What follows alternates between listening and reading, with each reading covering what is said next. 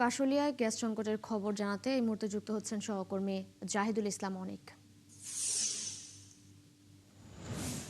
অনেক গ্যাস সংকট নিয়ে কি বলছেন সংশ্লিষ্টরা এবং কবে নাগাদ এই সমস্যার সমাধান হতে পারে বলে কিছু জানতে পেরেছেন কিনা, কোনো তথ্য পেয়েছেন কিনা জানাবেন।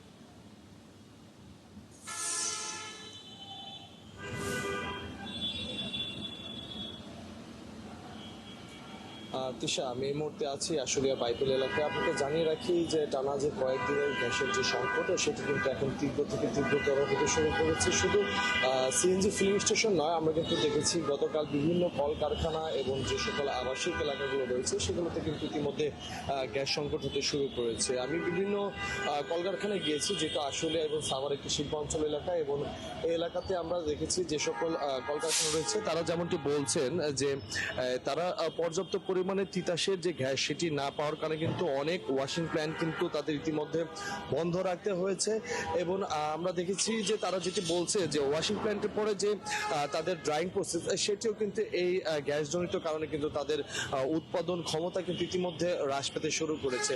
তারা যেমনটি বলছে যেহেতু বিদেশি বায়াররা তাদের কাজ দিয়ে থাকেন, সেক্ষেত্রে যদি সময় নাগাদ তারা যদি তাদের কাজের যে শিট মেনে সেটি যদি তারা ফিল আপ না করতে পারে, তাদের যদি সে সময় মতো কারখানা থেকে যদি পণ্য না দিতে পারে, সেক্ষেত্রে কিন্তু তারা একটি ঝুঁকির আশঙ্কা করছেন, এমনটি কিন্তু আমরা তাদের কাছ থেকে জানতে পেরেছি।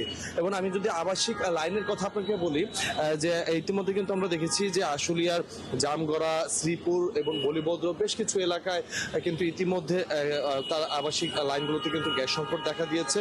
সেখানে কিন্তু আমরা দেখছি যে সকাল ঠিক ভোর 5টা থেকে 9টা 10টা পর্যন্ত কিন্তু গ্যাসের যে চাপটি সেটি কিন্তু তেমন পাওয়া যায় না।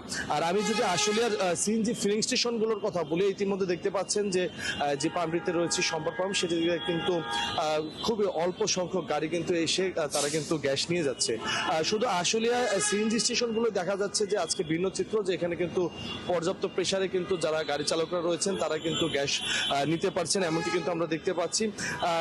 তাছাড়া কিন্তু এই আমরা দেখেছি যে এখানে কিন্তু ইতিমধ্যে 180 প্রেসারে কিন্তু প্রতিটি পরিবহনে কিন্তু তারা গ্যাস দিয়ে যাচ্ছে।